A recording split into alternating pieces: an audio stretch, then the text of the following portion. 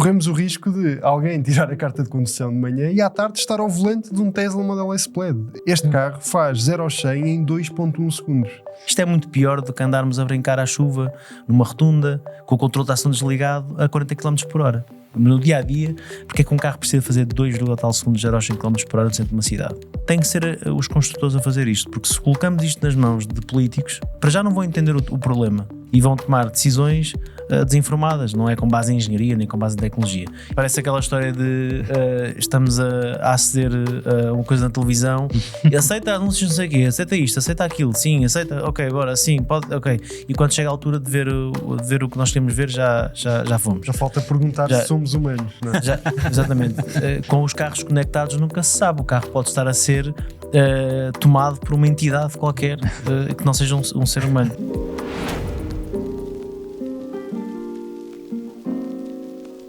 Com um grande poder vem uma grande responsabilidade. A frase é da autoria de Stan Lee, o criador do universo do Homem-Aranha, mas também se pode aplicar aos automóveis.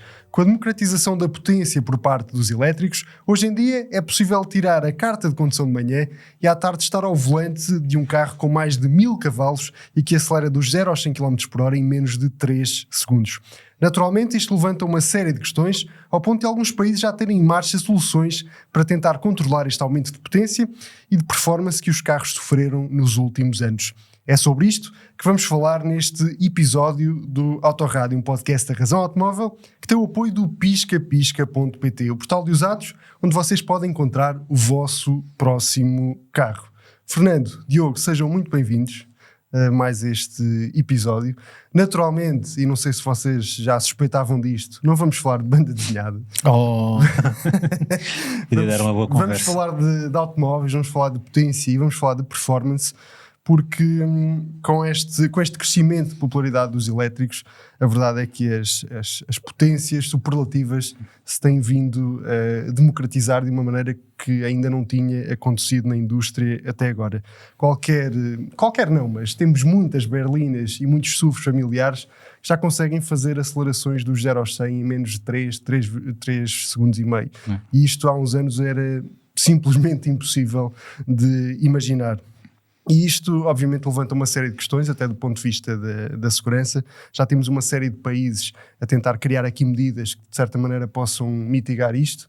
Mas, antes de passarmos a exemplos práticos, eu gostava de saber a vossa opinião, de uma forma mais geral, sobre este tema. Vocês acham que faz sentido haver algum tipo de tentativa por parte dos legisladores em limitar a potência e as performances de um carro?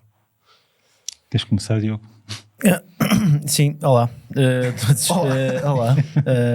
É um tema interessante, sem dúvida, principalmente porque nós temos vindo a assistir, como tu dizes muito bem, nesta tua introdução, há carros que ultrapassam até largamente já os 1000 cavalos e são carros que não têm valores tão estratosféricos ao ponto de serem carros muito, muito raros. Já começam a ser bastante comuns até. Claro que estes carros também têm tecnologia que os torna seguros, controle de tração, controle de estabilidade, enfim. Em caso de acidente, uma série de proteções, também com este nível de potência, um acidente, digamos que... Se a velocidade for muito elevada, não há proteção que te safe, não é? Tendo em conta a velocidade a que se fazem os crash tests, acho que é um bocado indiferente a velocidade a que estes carros vão bater, porque efetivamente conseguem atingir velocidades muito elevadas num curto espaço de tempo. Por isso leva-nos a pensar, sim, será que faz sentido limitar a potência? Isto não é uma discussão nova. A potência, e vamos falar sobre isso mais à frente, a potência dos carros, de certa maneira, na Alemanha não foi limitada a velocidade máxima, a 250 km por hora. Era não se esquecer que nesse caso era um acordo de cavalheiros, não era uma... Mas que tem vindo a ser cumprido, a não ser que compres um performance package, compres um driver's package, compres uma série de coisas. Podemos a seguir falar sobre como é que se realmente é algo que só compras ou se tu tens mesmo que ter algum tipo de formação para poder ultrapassar essa velocidade. Mas isso já existe um acordo em que os construtores alemães, com os carros com uma potências a subir e velocidades muito elevadas a chegar a estes carros, decidiram limitar a velocidade máxima dos carros. E no Japão, um dos carros tem também a velocidade máxima limitada. E a potência também. Porque a velocidade máxima é 180, não é? É 180 km/h, mas isso é uma medida efetivamente do governo e foi criado nos anos 80 Nós vamos falar sobre isso. Então pronto. Aliás, os quadrantes dos carros japoneses, carros com centenas e centenas de cavalos icónicos, com um quadrante a terminar nos 180 km/h. É uma visão um bocado estranha para um europeu, não é? Sim. Que olha para um quadrante e vê. Imagina, quando és miúdo estás a andar na rua e vais ver qual é a velocidade que marca no ponteiro, que marca no quadrante, não é? No velocímetro. E vês tipo 300, 330, 340, espetacular. E estes carros 180. Eu lembro-me de ser miúdo e para mim as duas formas de avaliar um carro era essa e era o número de saídas de escape. Também. Eu lembro-me que a primeira vez que vi um Corvette ao vivo com 4 saídas centrais, pensei, calma que isto é uma loucura. É giro perceber até esse ponto que as coisas mudaram. Eu não queria divagar, vou ser muito direto. Se faz sentido, faz. Acho que faz. Posso contrapor. Por um lado é assim, eu acho que toda esta escalada de performance, cavalos, velocidade máxima, acelerações completamente alucinantes, não faz muito sentido, é um facto. Esta corrida não sabe bem para onde é que poderá terminar. Mas agora, esta questão de poder limitar a performance de um veículo por parte dos governos, acho que também não faz muito sentido. Ou seja, parece que estou-me a contradizer, mas pronto. Por um lado, acho que sim, os carros devem continuar a evoluir, e se este é o caminho que se decidiu seguir ou aquilo que os clientes estão a pedir, e pronto, e apesar de agora, atualmente, termos carros que já são muito baratos, apesar de não serem baratos, mas comparando com o que havia no passado, por um lado não faz sentido limitar a performance dos carros, por outro lado também não faz sentido a performance que os carros têm, mas poderá haver outras soluções para tornar ou seja, o acesso a essa performance mais seguro, e isso implica se calhar outras soluções como cursos de condução avançada ou algo assim. Acho que não os governos ou os reguladores não têm que impor limites a este nível. Achas que acaba por ser um bocadinho contra a natura nós impedirmos ou travarmos a progressão natural das coisas? Que é no fundo o que isto faz. Sim, nós estamos a limitar performance e potência, estamos a impedir a indústria e os produtos, neste caso, de progredirem, de serem melhores. Não impede de ser melhores, mas efetivamente a exploração desses limites também traz benefícios para todos os outros carros, porque vais conseguir ter soluções melhores, seja ao nível dos motores, dos pneus, ao nível aerodinâmico, dos travões. Por exemplo, eu vou dar o exemplo da combustão. Quando o Bugatti Veyron chegou com os 1001 cavalos, mais de 400 km/h, a Michelin teve que suar as estupinhas para criar uns pneus que aguentassem aquela velocidade. E foi um dos pontos de grande controvérsia no desenvolvimento do Veyron, porque o carro era muito pesado, ou seja, apesar de ser um carro a combustão, era tão pesado como qualquer carro elétrico hoje, e os pneus simplesmente não havia tecnologia na altura disponível para os pneus explodiam, a velocidade máxima. Exatamente, aquilo era muito peso. Mas mesmo que eu não goste do Bugatti Veyron, não concordo com a forma como as coisas foram feitas, a verdade é que permitiu evoluir a tecnologia que todo o resto da indústria acaba por, de alguma forma, de beneficiar. Este é basicamente o meu ponto. Portanto, concordas que alguma coisa tem que ser feita, tal como o Diogo, mas não concordas com os moldes, sim, como isto está a ser proposto? Sim. Eu não disse como é que... Eu disse, é assim, o Fernando há pouco que se limite também. É a mesma coisa, só que está a apontar medidas para depois poder ser ultrapassadas essas limitações. E eu concordo com o Fernando.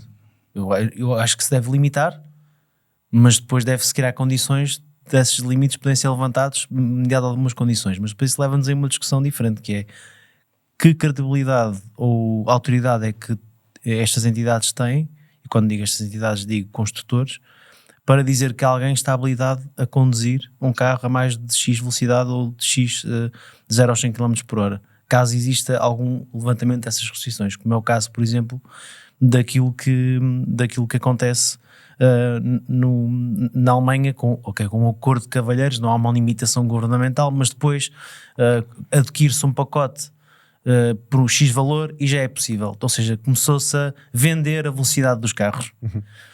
Isto, na minha opinião, vai se tornar cada vez mais frequente, e já vemos algumas marcas como a Tesla, por exemplo, a fazer isso.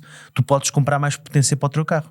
Desde que tu pagues, tu passas a ter um carro que é mais rápido, já aos 100 km por hora. Sim. Ou seja, os carros também já começam a vir limitados por software das fábricas, e depois o utilizador pode, a troco de um valor, de uma transação, desbloquear mais.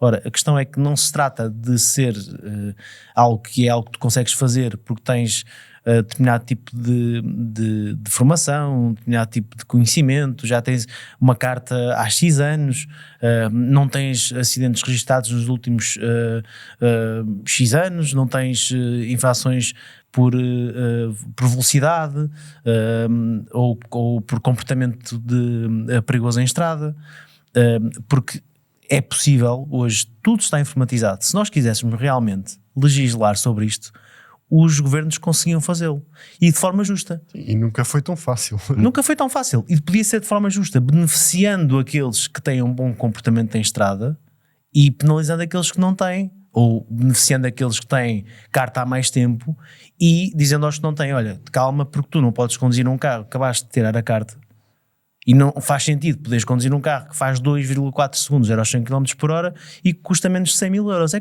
questão é que há 10 anos um carro destes custava milhões. Sim. E era uma pessoa num país qualquer que comprava um carro desses, ou há 20 anos. E depois isto foi mudando, foi evoluindo, os carros ficaram cada vez mais rápidos e cada vez mais baratos. A velocidade, os 0 aos 100 km por hora nunca foram tão baratos, mesmo nem os 0 aos 200. Sim. Há carros destes a fazerem de 0 aos 200 km por hora, o que muitas pessoas nunca sequer fizeram de 0 aos 100. Sim, 6, 7 segundos. É pensarmos que isto é de facto bastante complexo, do ponto de vista da forma como todos estes carros conseguem gerir a sua presença na estrada. Por isso, sim, eu acho que limitar não deve estar fora bem. Se de facto o que vamos continuar a assistir é carros cada vez mais rápidos, cada vez mais baratos, e estou a falar naturalmente dos 100% elétricos, vieram democratizar a velocidade, já falamos sobre isso várias vezes aqui. Não é a velocidade em pista, é os 0 aos 100, os 0 aos 200. Acelerações balísticas. Chegar a um semáforo e num instante acelera e estou a 200 km por hora em uma dúzia de metros no centro de uma cidade. Isso é perfeitamente possível. Agora, isto faz sentido. Isto é uma nova realidade. E nós não devemos dizer: não, tudo deve ser livre e devemos estar todos livres e ninguém nos deve controlar e é tudo como nós quisermos. Ok, por isso é que também colocamos radares Sim, mas é o que eu digo, há outras formas de chegar a essa não limitação. querendo tirar a tua moderação, mas o caso chinês parece-me ser um caso relativamente equilibrado de controle.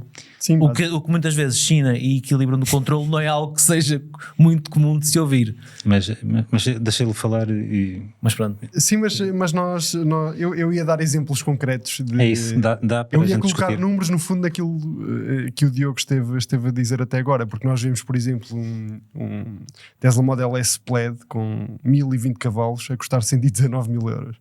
Vemos, e há aqui exemplos ainda melhores, vemos um Smart Hashtag 5 Bravos que tem 646 cavalos a custar 62 mil euros. Mas nem tanto Isto se calhar pela potência, mas pela relação- aceleração, porque mesmo esse Smart, o hashtag 5, aquilo faz quanto dos 0 aos 100? Sim, eu acho que faz Acho que é 4.2 ou 3.9. Não é 3.9, acho que é 3.9. E estamos a falar de um carro que pesa 2 toneladas e meia praticamente, ou 2.300 kg, uma coisa assim. Sim, a dada altura é uma questão de segurança para as pessoas com quem nos cruzamos na via pública. Mas continuando aqui no caso da China, que o Diogo levantou e muito bem, a China de certa maneira foi um dos primeiros países a dar aqui um passo em frente para querer colocar um travão nesta loucura que são as performances e as acelerações dos novos carros, porque é mesmo disso que estamos a falar, é de uma nova geração de automóveis que obviamente precisa aqui de outro tipo de enquadramento legal que até há uns anos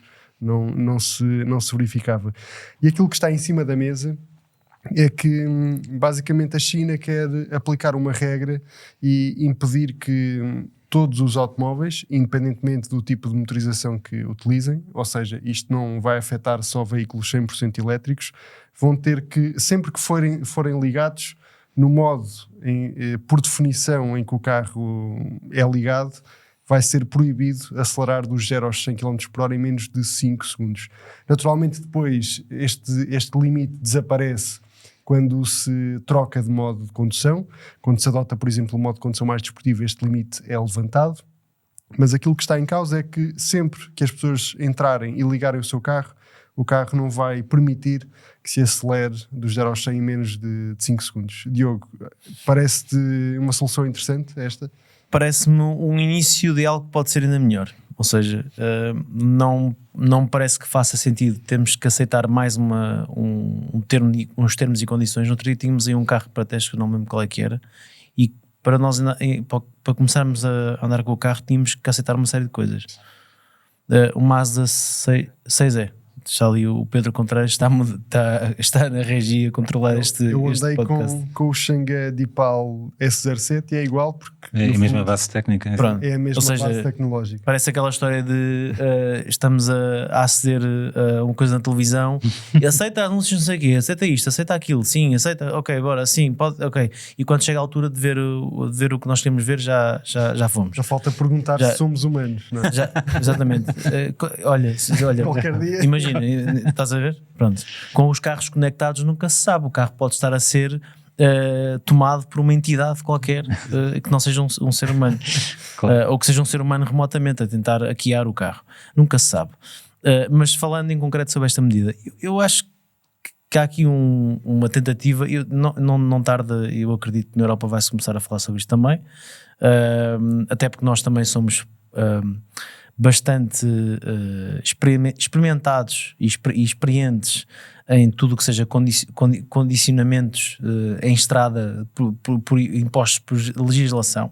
Por isso nós somos super nós conseguimos produzir imensa coisa, somos muito criativos em relação a isso e quem nos governa, portanto acredito que isto vai acontecer. Acho que nós temos é que falar sobre isto agora. E já sei que nos comentários vão dizer eles querem limitar. Não, o que eu estou a propor é que esta discussão exista para ela ser informada. Estes carros têm geolocalização, estamos a falar de carros novos, não é? Sim. Têm tudo e mais alguma coisa. Porque não limitar só isto em centros urbanos, por exemplo? Porque é que alguém há de precisar de um carro que num centro urbano, a não ser uma situação excepcional em que esteja fechado, para fazer uma prova para mostrar ao público como é que um produto funciona, mas no dia-a-dia, porque é que um carro precisa fazer 2, tal segundos de 0 a 100 km por hora no centro de uma cidade? Mas não sentes que essa conversa devia começar logo pelas próprias marcas? Porque muitas vezes sim, esses números são usados como selling points de determinados modelos. Repara, 0 aos 50 num segundo e meio, 0 aos 100 em 3.2 segundos. E acho isso tudo notável, sem dúvida. E é interessantíssimo conduzir um carro desses, mas também percebo que abrimos aqui há uma série de cenários que devemos estar atentos a eles. Estes carros são carros que são utilizados 99,9% das vezes em ambiente urbano, principalmente os carros elétricos. Não são carros que vão para circuito, não são carros que usam, na verdade, usam no dia-a-dia. E nós estamos preparados para ter carros a atingir estas velocidades em espaços tão curtos? Tem noção o que é que acontece se tiverem que travar porque há uma pessoa que está à frente, vai passar à frente no carro, numa avenida qualquer, no centro do Porto ou de Lisboa? Tem noção o que é que acontece? Provavelmente não vão travar a tempo, aviso já. Os pneus e os travões evoluíram muito, mas isso é impossível. Mas a física é difícil de contrariar. Isto é muito pior do que andar a brincar no dia. Eu agora não vou aqui apelar a serem uns cowboys da estrada, mas vamos a falar no nosso podcast, isto é o nosso espaço, estamos aqui a ter uma conversa. Isto é muito pior do que andarmos a brincar à chuva, numa rotunda, com o controle de ação desligado a 40 km por hora. E que o máximo pode acontecer é, batemos com o carro contra um passeio e estragamos uma janta, partimos uma janta ou empenamos uma coisa qualquer. Ou batemos a baixa velocidade. Estamos a falar de carros que conseguem chegar aos 200 km por hora em meia dúzia de segundos. E isto ninguém fala sobre isto atualmente, e quando se fala é sempre esta história da liberdade, isto é uma coisa, não se pode limitar nada. Eu concordo, eu também não sou, eu não acho que se deva, eu não quero ver num regime comunista, não é isso que estou a apelar. Estou a apelar aqui a alguma bom senso. Algum bom senso, olhar para Exatamente. isto. Exatamente. Até porque E também não estou a dizer que devemos fazer, que devemos andar a brincar aos drifts sem rotundas nos dias de chuva, mas o que eu quero dizer é que quero contrapor as coisas. Isto é muito mais perigoso, muito mais perigoso. Sim. Não tem nada a ver. Pronto, e com isto. Mas de qualquer forma, esta limitação, ou seja, o carro ainda pode acelerar do 0 ao 100 em 5 segundos, esta limitação chinesa, caso venha a acontecer. Mas em 5 segundos também é estupidamente rápido. Está bem, mas tem que haver aqui um. Mas tu falaste. Às tantas estás a comprar, mas 5 segundos. Estás a comprar um carro sim, mas mais desportivo. eu percebo que há uma grande diferença no impulso de fazer 5 segundos de 0 aos 100 do que de fazer 2 segundos e meio. Mas tu falaste aí uma. É uma diferença. É uma coisa completamente. Não tem nada a ver. Nós Já, para a noite. Nós já sentimos. Já fizeste isso, não já? Carros 5 segundos, nós já andamos com carros 5 segundos N vezes. Sim. E ao pé destes carros são carros banais, sinceramente. São carros porreiros, são rápidos, mas são carros banais. Ao pé destes carros. Quando desces dos 3 segundos é outro campeonato. Sim, não, isto é. E a diferença de metros depois é gigantesca. Sim. Mas há aí uma coisa que tu sugeriste, que em vez de ser o governo a impor limites aos carros e ter mais uma camada de dificuldade de utilizar o carro, essa questão do geofencing, ou seja, geolocalização. Sim. Isso já acontece hoje, por exemplo. Acontece com os drones, por exemplo. Mas, por exemplo, há determinados sítios que estão bloqueados e tu não consegues levantar um drone. Mas, com a tecnologia que os carros atuais têm, mas isso era relativamente fácil implementar isto. Nós já vimos isso, por exemplo, nos híbridos plug-in, ou seja, ele atua o modo elétrico quando entras a partir de uma certa área da cidade. Ou então, no caso, zonas de baixas emissões. Sim, exatamente. E em termos de performance, no Japão, por exemplo, o Nissan GT-R também estava proibido de dar mais de 180 km/h no Japão. Mas se entrasse em circuito, ele sabia que estava dentro do circuito e desbloqueava a velocidade. Isso faz todo sentido. Pode haver efetivamente, temos tecnologia para fazer as coisas de outra forma. Mais importante, Fernando e Miguel, temos tecnologia para fazer as coisas bem. Também. Não é fazer isto tábua rasa, que agora é para todos e não há forma de... Não. Os carros têm tecnologia, agora sinceramente, é o que tu dizes, tem que ser os construtores a fazer isto, porque se colocamos isto nas mãos de políticos, o que vai acontecer é que para já não vão entender o problema, vão começar a disparar para todos os lados, que é o costume, e vão tomar decisões desinformadas, não é com base em engenharia nem com base em tecnologia. Efetivamente, é possível fazer esta limitação, é possível dizer, olha, a partir de agora os vossos carros têm que estar limitados nestas zonas, porque são zonas de segurança sensível, porque tem peões, tem que ter uma determinada limitação. Não acho que alguém vá ficar muito ofendido com isto, sinceramente. Sim, parece-me razoável. Sim, parece razoável. É aquilo que muitas vezes falta neste tipo de propostas. Sim, no que toca à segurança, sim, às vezes peca-se por excesso, sincero. E infelizmente temos muitos casos de legislação contra os automóveis que, como o Diogo diz e muito bem, não foi bem feita. E não foi feita, se calhar, pelas pessoas mais indicadas. Sim. Por isso depois acabamos com a legislação a chocar de frente com a realidade. E aqui acho que temos tempo para fazer bem e para fazer melhor. Mas há um país, ou melhor, há aqui uma região de um país que também já tem em vigor uma solução para tentar abrandar este crescimento do perigo dos automóveis atuais, e que propõe uma solução completamente distinta daquela que a China está a propor. Desde janeiro de 2025, que no estado da Austrália do Sul, que é o 4º maior estado da Austrália, é necessário ter uma carta de condução especial para conduzir um supercarro que ultrapassa um determinado valor na relação potência-peso. Lá está alguém que pensou, que percebia exatamente aquilo que estava a fazer quando criou uma lei.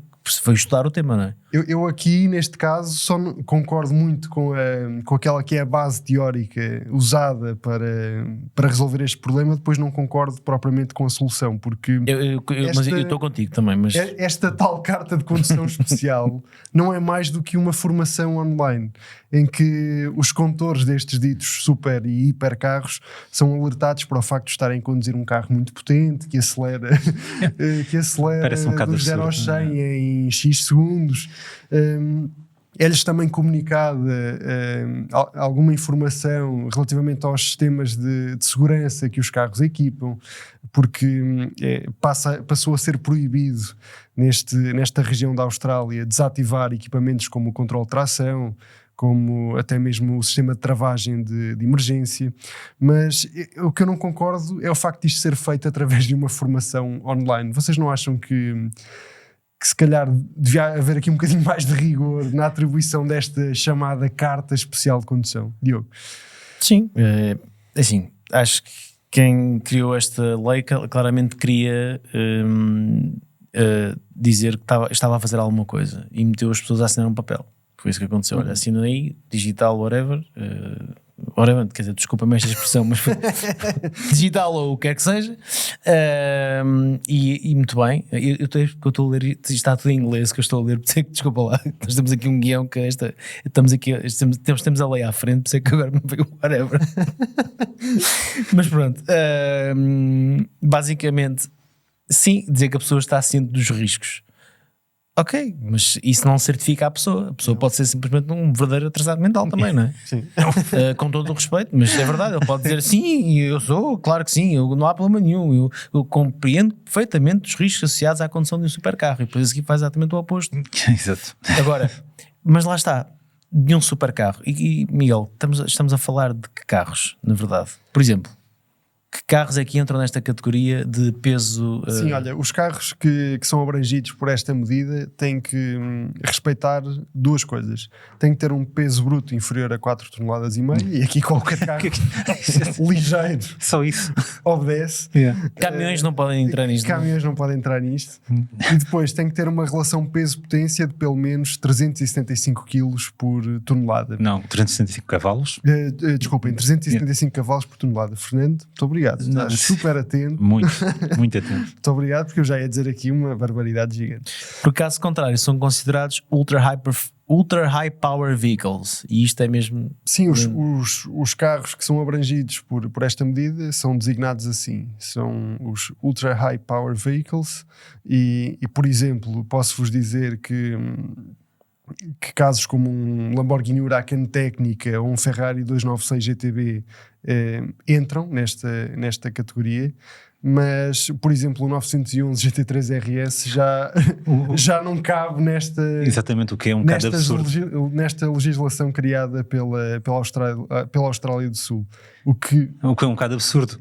Tendo em conta aquilo que este GT3 RS é capaz de fazer, isto não faz muito sentido. Ou seja, há que limar aqui umas arestas ainda na forma de legislar esta questão. Outra coisa, Fernando, que me parece interessante é que, ou não, tu vais-me dizer, quem fizer esta formação, quem tiver esta carta especial e for apanhado em excesso de velocidade, tem penalizações muito mais graves do que uma pessoa sem esta carta e que está a conduzir um carro dito normal. Tu concordas que haja uma distinção entre estes dois tipos de condutores? Achas que isto é uma maneira correta de responsabilizar quem supostamente fez esta formação? Como é que olhas para isto? Esta formação. Formação online, olha, pronto, independentemente disso, acho que é um bocado... É um argumento um bocado, ou seja, absurdo, porque assim, se estás a ultrapassar um limite de velocidade, o que é que interessa se estás a fazê-lo num Lamborghini ou num Ford Focus ou algo assim do género?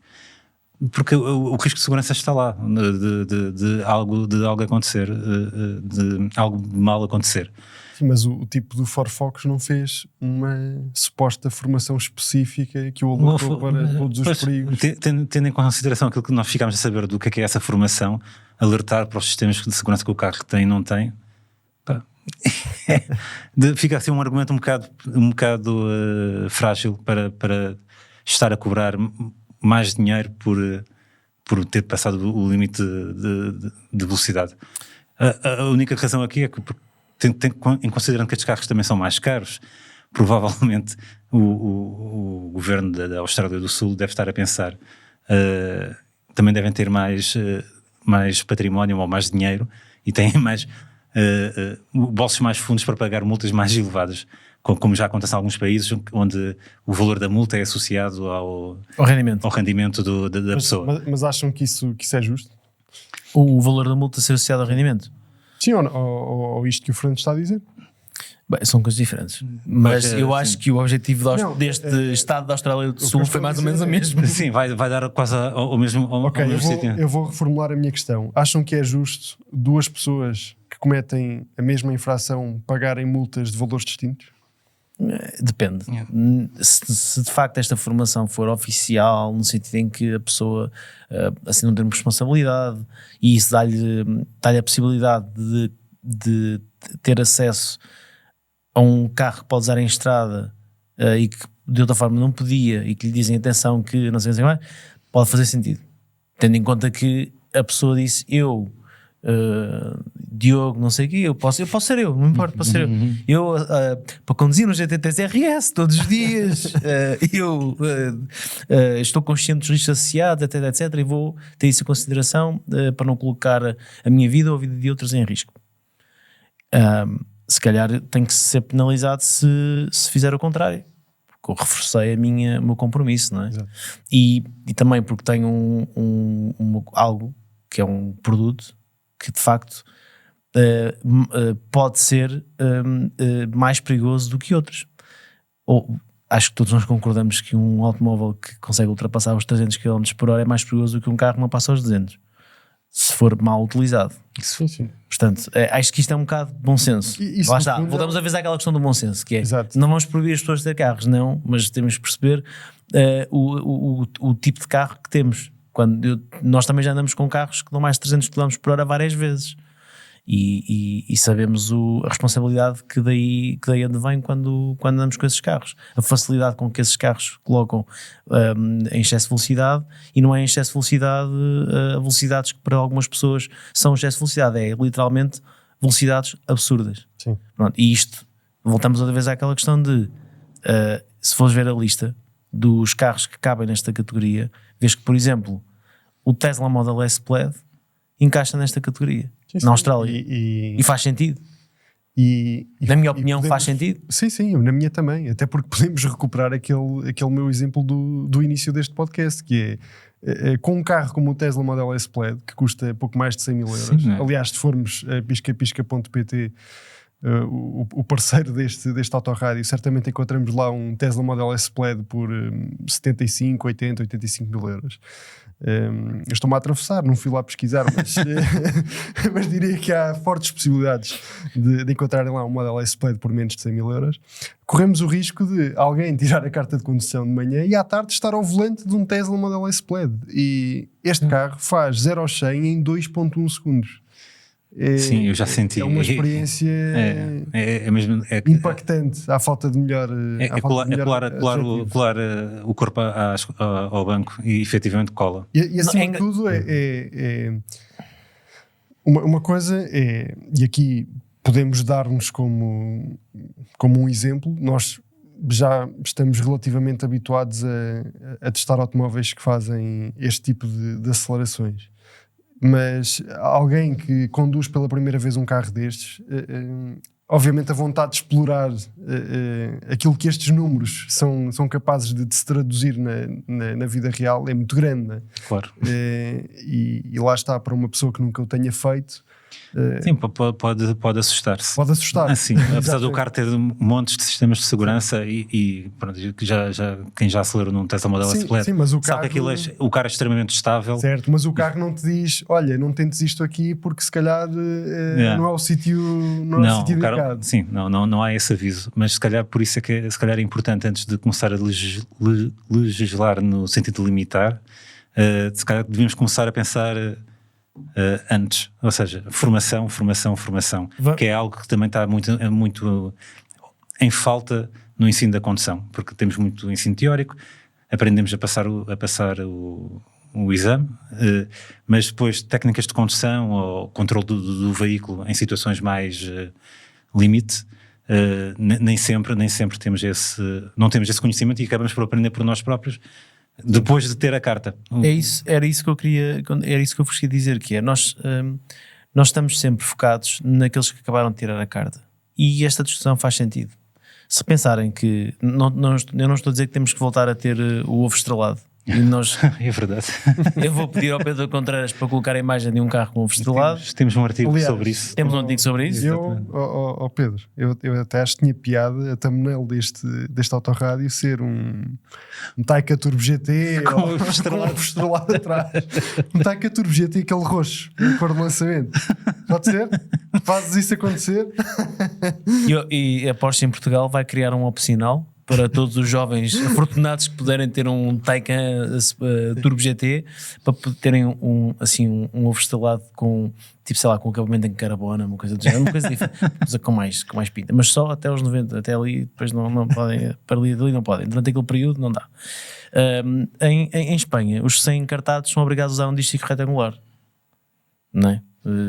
E temos outros países onde isto acontece, ou países onde, por exemplo, e nós também podemos ler no nosso artigo sobre o ovo estrelado, os recém-encartados não são identificados com um dístico, porque depois isso socialmente causava outro tipo de segregação na estrada, mas decidiram limitar as características dos veículos que podem conduzir. Quer dizer, isto não é uma discussão que não existe, é uma discussão que existe. Em Portugal, neste momento, até estamos a fazer o contrário. Estamos a querer diminuir a idade a que uma pessoa pode aceder à carta de condução e a impor apenas aqui uma formação complementar que pode ser com um tutor. Pelo menos é o projeto de lei que ficou, não sei se já está em vigor ou não. Não. Foi uma diretiva europeia e agora os países membros da União Europeia têm 2 ou 3 anos para transpor isso para a lei. Portanto, bom... Vocês viam, por exemplo, com bons olhos passar a acontecer nos ligeiros aquilo que já acontece, por exemplo, nos motociclos, de desbloquear níveis de potência 2 ou 3 anos depois de termos a carta base? Por que não? Porque não? Isto acontece nas motos. Sim, porque, mais uma vez, como disseste já no início, os elétricos vão efetivamente democratizar a potência. Hoje é muito fácil ter carros sei lá, menos que 50 mil euros ou até 40 mil euros com potências absurdas. 300, 400 cavalos. Mas a ser familiar é normal. Exato. Sim, num carro elétrico.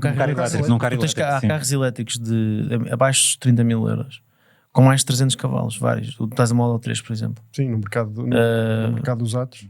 Portanto, aliás, já fizemos até um teste recentemente, ou um usado, aqui no nosso canal de YouTube, em que o carro custa mais ou menos esse valor e tem mais de 300 cavalos. Sim.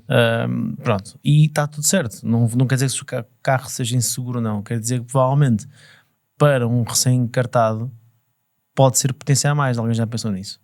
Eu digo isto porque quem está a ouvir este podcast, presumo que nós sabemos mais ou menos a idade média de quem ouve os nossos podcasts, temos acesso a esses valores, e são pessoas de uma altura em que os carros mais potentes que tinham, a maior parte delas tinham 70 cavalos.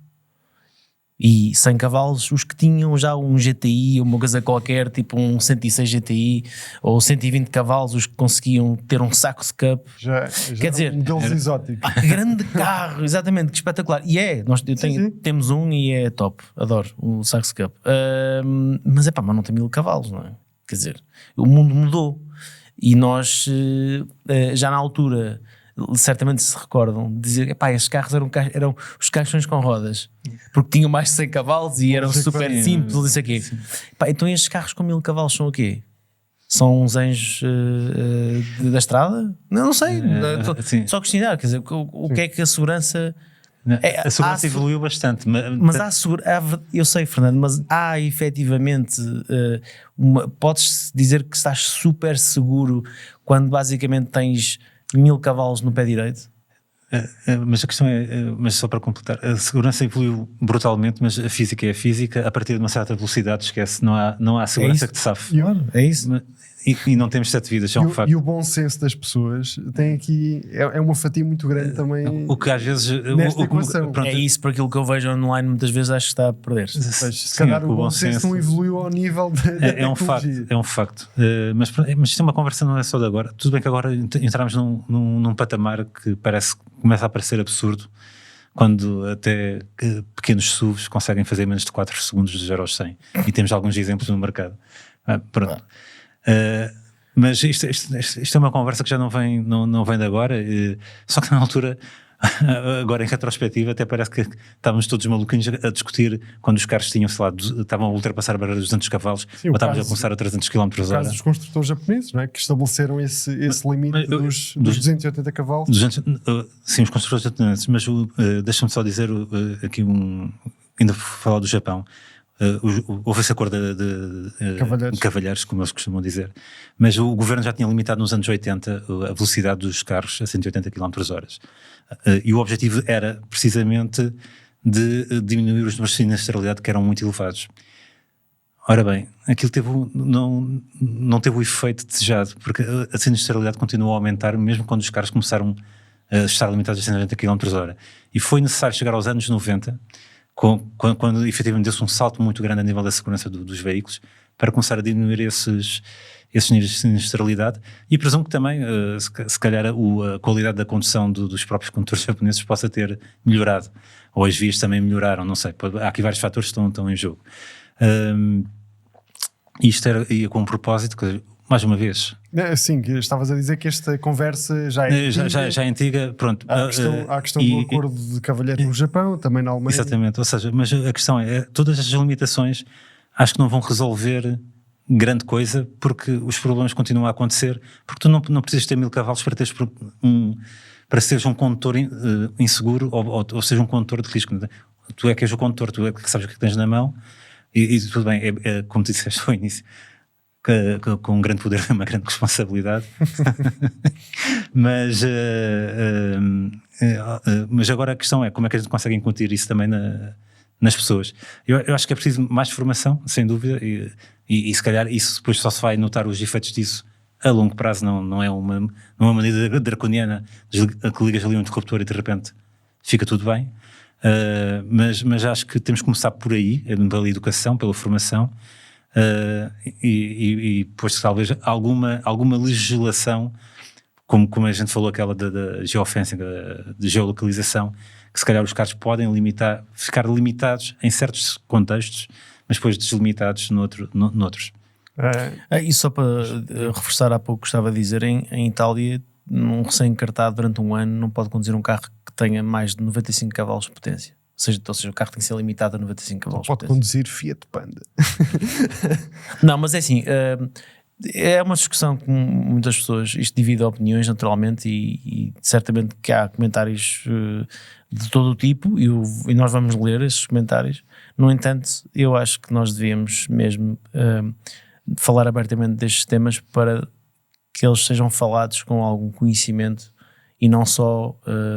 para que não seja uma medida que de repente cai de surpresa. E sem estar minimamente pensada. Há vários exemplos, há também depois o resultado desses exemplos, porque também é preciso perceber até que ponto é que essas medidas são eficazes, porque nós podemos estar a falar aqui de medidas e de fazer acontecer, mas depois chegarmos ao final e vimos que os acidentes em recém-encartados, ou mesmo no geral, se aplicarem medidas de restrição de potência, com geolocalização em centros urbanos, etc., se mantêm elevados, se a mortalidade não baixa nas estradas, etc., bom, provavelmente então aí temos que olhar para outros aspectos. Sim.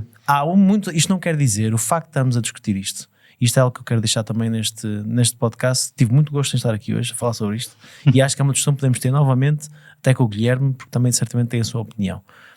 Isto não quer dizer que estas medidas resolvam todos os problemas da segurança nas estradas, a começar pelas próprias estradas, que em muitos casos estão em estado miserável de conservação e são extremamente perigosas.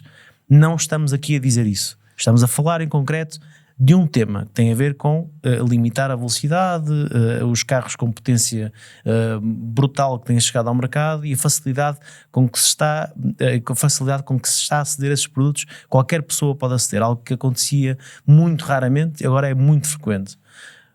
Ou seja, esta discussão não, eu sei que as pessoas nós aqui temos os podcasts são temáticos e às vezes as pessoas fecham em caixas as coisas. E o que eu quero dizer é que isto não há uma caixinha para cada coisa, já há várias caixinhas, todas elas para a segurança rodoviária. Esta é uma delas, portanto vamos falar sobre esta. Claro que não podemos esquecer tudo o resto, e claro que as estradas têm que ser melhores, e claro que a fiscalização não deve ser só para apanhar quem está em excesso de velocidade, deve ser também quem tem carros em más condições, pneus em más condições, inspeções, mas também é preciso ver o preço das coisas, as pessoas podem ou não podem, ou se... Bem, enfim, isto dá toda uma discussão enorme à volta disto. O que eu quero dizer é que, relativamente a este ponto, no que toca a limites, eu acho que sim, eu sou a favor, mas também sou a favor que seja possível levantar esses limites e que eles possam ser desbloqueados ao longo da vida dessa pessoa enquanto condutor. E é com esta nota que chegamos ao fim de mais um Autorádio, um podcast da Razão Automóvel, que tem o apoio do piscapisca.pt. Marcamos encontro na próxima semana. Até lá, como sempre, um grande abraço a todos e fiquem bem.